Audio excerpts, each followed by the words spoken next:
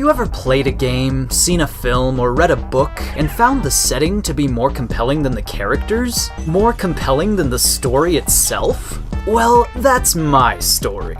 The biggest problem with my brain is that I tend to make a really big deal out of really odd things. Can't help it. I see things, I indulge. Nothing illustrates my problem better than Resident Evil for the Nintendo GameCube. An utterly hilarious yet beautifully terrifying game about a haunted...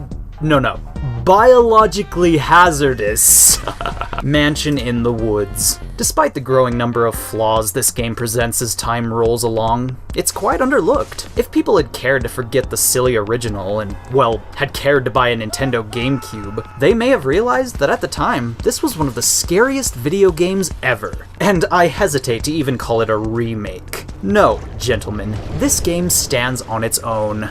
Enter Luigi's Mansion, one of Shigeru Miyamoto's coolest creations. Yes, I just called it that.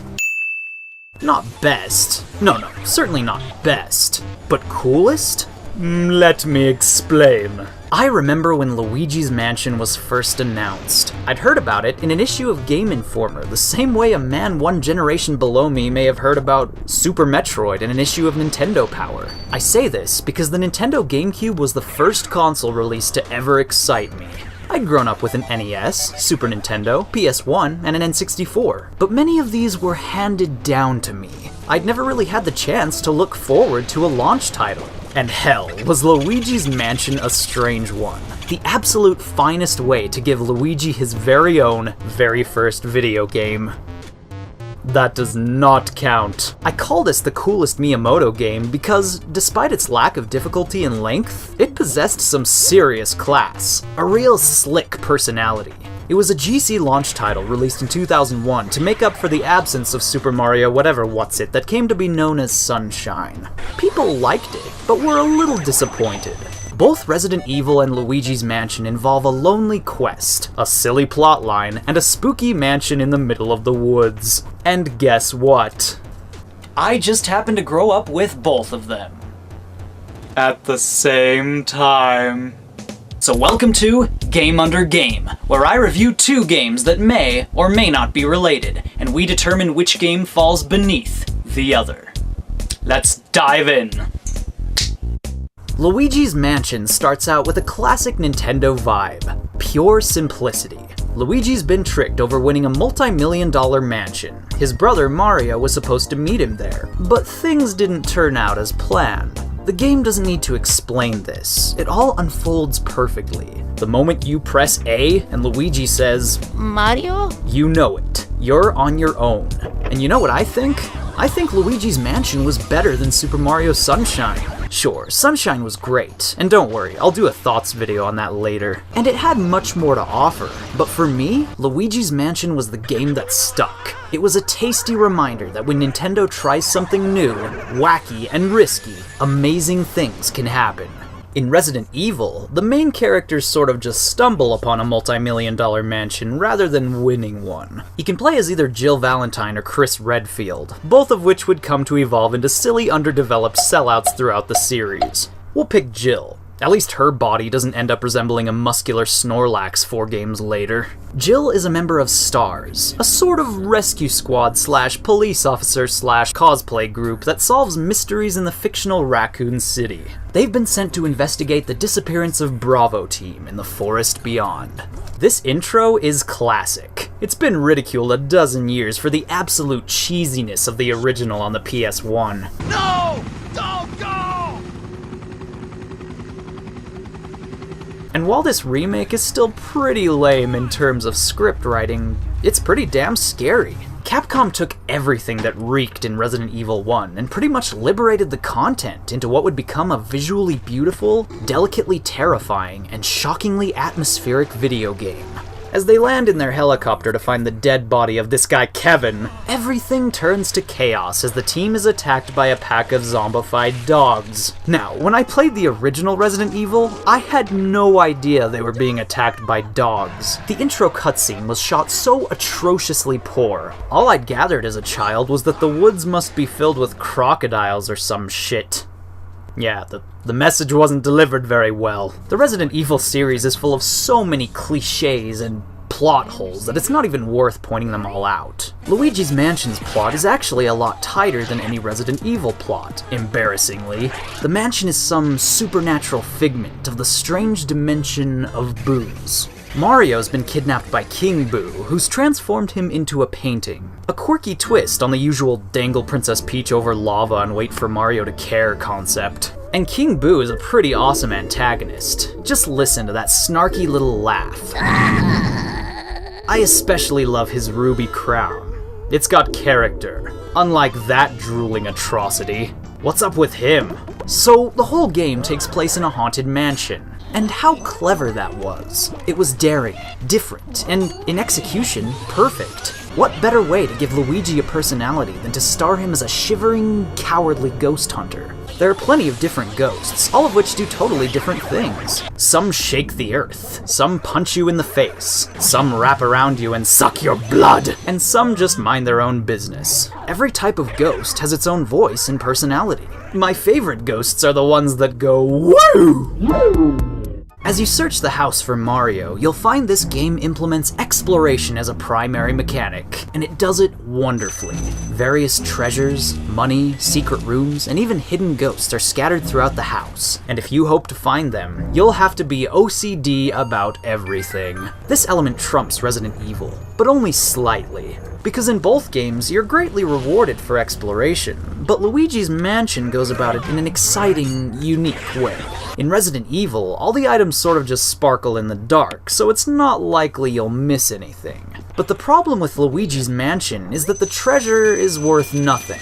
There's not much of a reward for finding all the coins. But let's talk about the mansions themselves. For me, that's what it's all about.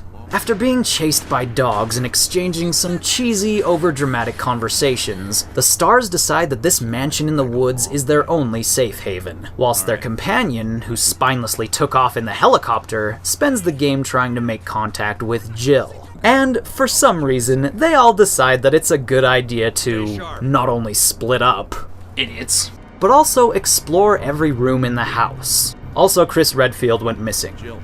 That's important. And then zombies happen! We'll get to that later. Now, this mansion, dear lord, this is one of the darkest, haunting places in any video game. Somehow, it even gets me more than Silent Hill, more than that village in Fatal Frame. I cannot properly describe, I cannot even begin to describe the power and influence this mansion had on my childhood, on my psyche. No one could understand. All the times it showed up in my dreams, in my nightmares, the way it now comforts me and continues to cast its shadow through the inner network of my imagination. To try sharing this with you all is fruitless. I'm pretty much nuts, but one thing's for certain. This setting could not possess such a powerful vibe if it weren't so goddamn beautiful. The thing about Resident Evil is that every room, every still background, has a personality all its own. Every hallway is different. Every wall, bed, table, even bathroom is frightening in its own way. Luigi's Mansion has more repetitive patterns, and the mansion's a lot smaller. This was the biggest subject of criticism for the game. The length. To finish the game, you have to catch very specific ghosts, the deceased residents of the mansion. These are the gallery ghosts, and catching them to progress through the story is one of the freshest things about the game. It's a lot more interesting than chasing down the 50 identical boos, or repeatedly clearing room after room of worthless baddies. And though it's short, any greater length could have made it feel pretty repetitive. It's not length that this game needed. It's difficulty. Luigi's Mansion is way too easy. And if you've played it, you already know this. Resident Evil's length and difficulty makes it worth the money. It could be said that they aren't even comparable, as Resident Evil has way more to offer. But guess which game aged better, motherfuckers? Yeah, Resident Evil is aging terribly. It's sad, because I do love this game. But nowadays, the controls are almost as funny as the voice acting. That was a close one. A second late, you would have fit nicely into a sandwich. Everything controls like operating a forklift. You move slow, run into things, have to back up a lot, and function quite literally like a go-kart. While Luigi's Mansion's mechanics are addicting, fun, and intuitive, Resident Evil doesn't have much going for it anymore. Except for the freakish monsters. These monsters are scary, for the same reason that Pyramid Head is scary. Their presence is subtle. They don't break through walls, roar in your face, or smother you to death. Well, sometimes. But more often than not, they just stand there. They crawl around and sometimes don't even acknowledge your presence. And please, tell me this isn't terrifying. There's a lot more variety to what you're up against. You've got the Cerberus, which break through windows, move way too fast, and try to chew your arm off. You've got Neptune, the giant zombified shark that tries to drown you and devour you inside a giant glass tank. There are giant spiders, reptilian bioweapons, and even overgrown plants that wriggle like the tentacles of an octopus. It's all kind of silly, but it never ceases to be scary. And if the Crimson Heads don't scare you, I'm afraid you're already dead. What with how rare it is to find a good survival horror these days, I can almost say I treasure the RE remake over Luigi. But the funny thing is, I've replayed both these games dozens of times. And equally, which one trumps the other? Well, like I said, Luigi's Mansion has a lot more class, character, and personable charm. Each of the gallery ghosts have distinct personalities and can only be captured through means of inventive puzzle solving. These puzzles are not complicated, they're simple, and that's the beauty of it. Nintendo games have always had that mysterious magic, haven't they? You know exactly what I mean. Resident Evil's puzzles are all awkward and stupid, but the puzzles in Luigi are pretty fun to figure out. I just wish it was a lot harder. I mean, even the boss battles can be classified as child's play, where Resident Evil is home to a big handful of badass monsters, like Yawn, the giant snake, or Lisa Trevor. Oh god, Lisa Trevor. A bulletproof abomination of hell with 3 faces that would scar any child for life. Luigi's Mansion is home to only 4 bosses, but the variety in the gallery ghosts makes up for that. I mean, every little character is memorable. There's Melody, a bipolar pianist who loves video games. Mr. Luggs, a gluttonous mutant who apparently ate himself to death. Jarvis, a floating head that literally threatens to stuff you into a jar. And my favorite, Nana, a scary old lady who's been knitting an 871-foot scarf for the past eternity. Why does she scare me? Well, first of all, her rocking chair floats around the room like a helicopter. I'm not okay with that. Second of all, she fires laser beams from her eyes. Laser beams.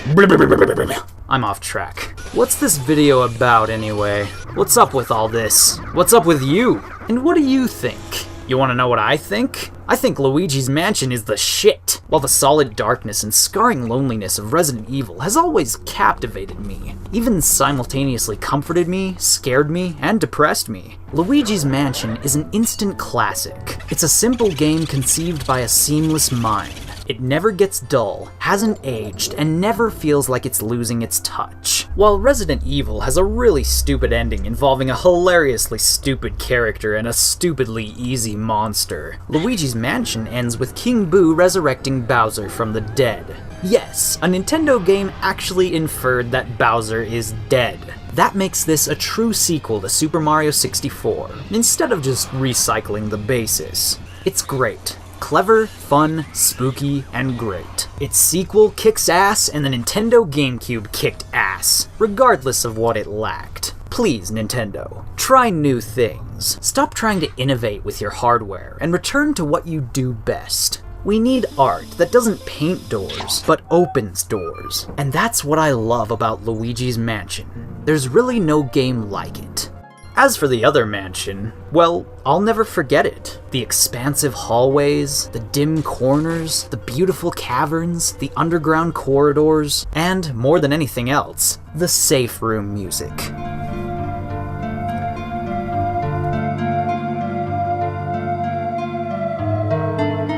As black and lifeless as it may be, these things tell me I am not alone. There are people out there, artists, musicians, designers, and writers who feel true surreality. More often than not, I find myself taking in setting over narrative, and I guess that's just me. At the end of the day, in the dead silence of my basement, it's the hidden, the dark, and the surreal that truly enraptures me. I love me a dark game, fueled by exploration. That's where it's at.